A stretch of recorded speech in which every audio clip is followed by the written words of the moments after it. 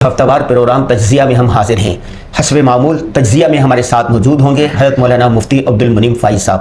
السلام علیکم فائز صاحب۔ وعلیکم السلام ورحمۃ اللہ وبرکاتہ۔ کیسے ہیں؟ اللہ کا شکر ہے۔ کل سے پریشان نظر آ رہے ہیں، کہیں ایسا تو نہیں ہے کہ امریکہ ایران جنگ جو رک گئی تھی، تیل سستا ہو گیا تھا، مہنگائی کم ہو گئی تھی، لوگ خوش ہو گئے تھے، اور سنا ہے کہ امریکہ ایران مذاکرات جو ہوئے تھے، جو معاہدہ تھا وہ دوبارہ ختم ہو گیا ہے۔ کیوں ختم ہوا؟ وجوہات کیا ہے؟ ہاں، بسم اللہ الرحمن الرحیم۔ آپ نے اس پہلے اشارہ تو پیٹرول کی پرائسز کی طرف کیا ہے، پھر آپ نے کہا کہ امریکہ اور ایران کے مذاکرات ناکام کیوں؟ کیونکہ تعلق اس کے ساتھ دونوں سے براہ راست ظاہر ہے کہ تعلق ہے۔ تو پاکستان میں سب سے بڑی خبر تو یہی ہے کہ پیٹرول ایک مرتبہ پھر بڑھ گیا ہے۔ دنیا توقع رکھ رہی تھی کہ 250 پہ آئے گا، وہ 350 پہ چلا گیا، تو 13-14 روپے بڑھ گیا ایک رات میں۔ تو ہماری حکومت بھی کم کرنے میں بہت سست ہے، لیکن جب بڑھانے ہوں تو منٹوں سیکنڈوں میں ایسے بڑھاتے ہیں، پر کسی کے وہم و گمان میں بھی نہیں ہوتا۔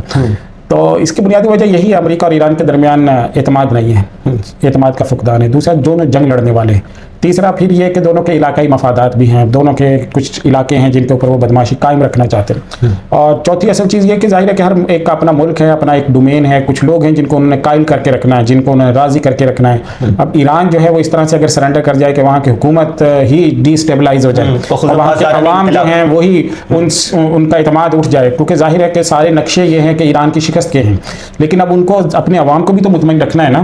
اور وہاں کے پاسداران انقلاب یا جو ان کا ریجیم چینج تھا، یا ان کا ایک انقلاب کا خود ساختہ جو بھی تصور تھا، اس کو بھی تو انہوں نے برقرار رکھنا ہے نا۔ انہوں نے اپنے جو ایک پورا ہیرارکی بنائی ہوئی ہے، آیت اللہ اور پورا سسٹم بنا رکھا ہے، تو اس وجہ سے وہ کرنا تو چاہتے ہیں، اندر سے میسج پھر بھیج دیتے ہیں۔ اب جیسے پھر ڈونلڈ ٹرمپ اعلان کر دیتے ہیں کہ بھائی انہوں نے پھر کہا ہے کہ ہم مذاکرات کرنا چاہتے ہیں، معاہدہ برقرار رکھنا چاہتے ہیں، اس کو جاری رکھنا چاہتے ہیں، لیکن اوپر سے کیا ہوتا ہے کہ جیسے کوئی دوسرا جہاز گزرتا ہے اس کو مار دیتے ہیں۔ تو اصل مسئلہ اس خطے میں اس سے ہو رہا ہے، پہلے ہو رہا تھا لبنان کے حوالے سے، اب چل رہا ہے کہ اس خطے کے اندر خصوصاً آبنائے ہرمز میں جو عملداری ہے وہ کس کی ہوگی۔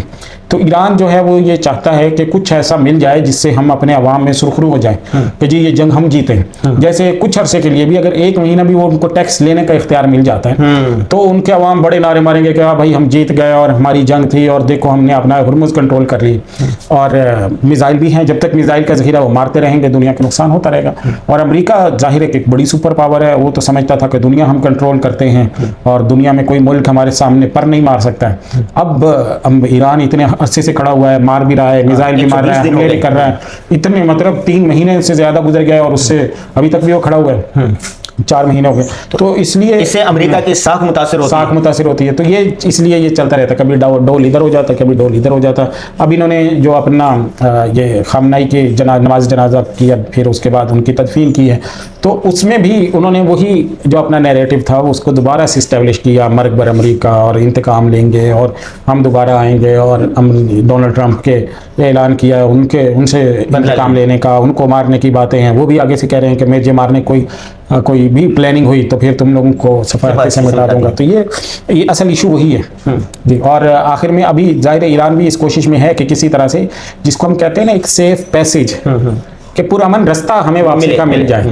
تو وہ اس کی تلاش میں ہے۔ پاکستان نے ظاہر ہے کہ درمیان میں اس کی کوشش کی ہوگی کہ دونوں کوئی باعزت واپسی اور خطہ جو ہے وہ پرامن ہو جائے، اور شاید یہ سب کچھ اسی کی طرف بڑھنے کا ایک طریقہ بھی ہو سکتا ہے۔ اچھا ہاں، تھوڑا سا یہ بات جو ہے نا ایک دم اگر ختم ہو جاتی، ایک دم، یعنی امریکہ تو بہت بڑی سبکی تھی ایران کی، اب جیسے معاہدات ہو رہے ہیں ٹوٹ رہے ہیں، پھر ہو رہے ہیں ٹوٹ رہے ہیں، پھر حملے ہو رہے ہیں، پھر فلان جگہ پہ پھر کوئی میزائل جا رہا ہے، کوئی پروجیکٹائل گرا رہے ہیں، اس طرح سے کیا ہوتا ہے کہ وہ پھر پیسیج ملتا ہے۔ اللہ کرے ایسا ہی ہو، لیکن اگر یہ جنگ بندی ختم ہو جاتی ہے، معاہدہ ختم ہو جاتی ہے، تو اللہ نہ کرے دنیا تیسری عالمی جنگ کی طرف جائے گی۔ پھر تو ظاہر بات دیکھیں، اگر تیسری عالمی جنگ کی طرف بڑھے گی یا مطلب بڑھ چکی ہے، اس کے اسباب پورے ہیں، دنیا میں صف بندیاں موجود ہیں، دنیا گروہوں کے اندر تقسیم ہوئی ہے، بالکل وہی صورتحال جیسی پہلی جنگ عظیم میں تھا، دوسری جنگ عظیم میں بھی اسی طرح تھا نا کہ دنیا 2 حصوں میں بٹ گئی تھی۔ اسی طرح اب دنیا بٹی ہوئی ہے، تقسیم میں ہے۔ کچھ ممالک چاہتے ہیں کہ امریکہ بھی اس طرح سے جنگ میں پڑا رہے جس طرح سے اب دیکھیں اس سے پہلے امریکہ افغانستان کی جنگ سے نکلا، $1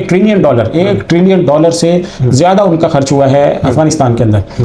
اب وہ امریکہ کی جنگیں نہیں ہیں، تو امریکہ جو ہے وہ پھر دوسری جگہوں پہ مداخلت کرتا ہے، مخالف جو بڑی طاقتیں ہیں ان کے لیے مشکلات پیدا کرتا ہے۔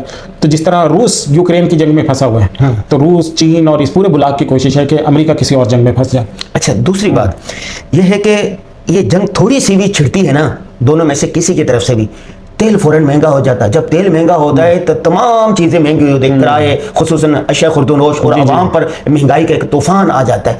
इसमें आवाम चाहे क्या करें? क्या करें? जाहिर सी बात, देखिए ये बात आपकी सही है कि महंगाई में क्या करें. महंगाई में यानी जरिया रोजगार पैदा करना बहुत मुश्किल काम होता है. और फिर जिस तरह से ये महंगाई बढ़ती है, पाकिस्तान में तो सैलरी क्लास ही ज़्यादा है. ज़्यादातर लोग जो हैं वो तनख्वाहदार तबके की तनख्वाह बढ़ती नहीं है, उसकी बजाय महंगाई ज़्यादा हो जाती है. उसका नतीजा ये निकलता है कि वो जो उनका घर चलाने मुश्किल हो जाता है. सेविंग तो बहुत दूर की बात है. आप देखो बड़े शहरों का सबसे बड़ा अलमिया ये है. कराची की आप सूरत हाल देखें, लाहौर की सूरत हाल देखें, बड़े जितने भी शहर हैं पाकिस्तान में, उन सब में ये है कि वहाँ पर लोग मोटरसाइकिल पर सफ़र करते हैं. कराची में कोई अल्टरनेट दस्तयाब ही नहीं है, सस्ता अल्टरनेट है ही नहीं आपके मोटरसाइकिल के अलावा.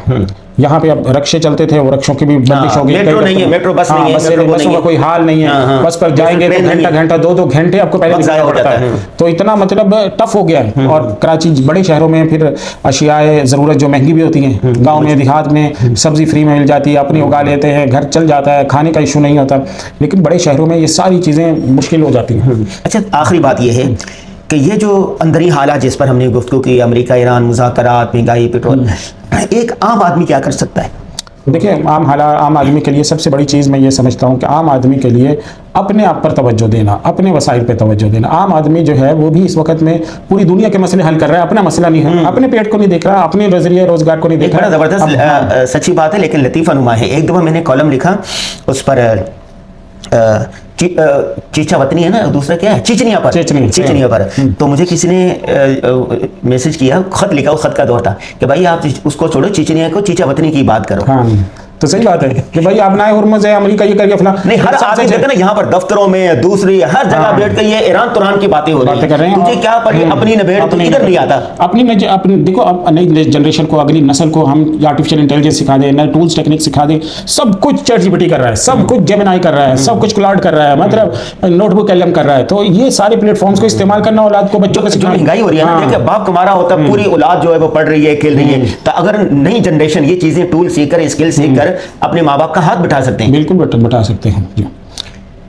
और कुछ कहेंगे? बस यही मैसेज है कि हमारी जो नई जनरेशन है उस पर हम तवज्जो दें, और यही खुद भी हम ये चीज़ें सीखें, आर्टिफिशियल इंटेलिजेंस के टूल्स सीखें, नए कोर्सेज करें. यूट्यूब को पूछें यार कि यार मैं ये काम करता हूँ, इसको मैं बेहतर कैसे कर सकता हूँ. मैं जो काम भी आप करते हैं उसके बारे में आप चैट जीपीटी से पूछें, इसको मैं मजीद कैसे बेहतर कर सकता हूँ, और आर्टिफिशियल इंटेलिजेंस से मैं कैसे फ़ायदा उठा सकता हूँ. बहुत से रास्ते हैं इसके. बहुत शुक्रिया जी. नाजरीन, आखिर में जो बात मौलाना अब्दुल मुनीम फाइज साहब ने कही वो आप और हमारे करने की, बाकी तो हमने तज्जिया किया. असल बात यह है कि आप अपने बच्चों को मुख्तलिफ स्किल और महारतें सिखाएं, अपने आप पर तवज्जो दें, अपने आप को बेहतर करें, अपने अहले खाना को, अपने ख़ानदान को, अपने घर को. तुझे पढ़ाई क्या पड़ी, अपनी निबेड़ तू.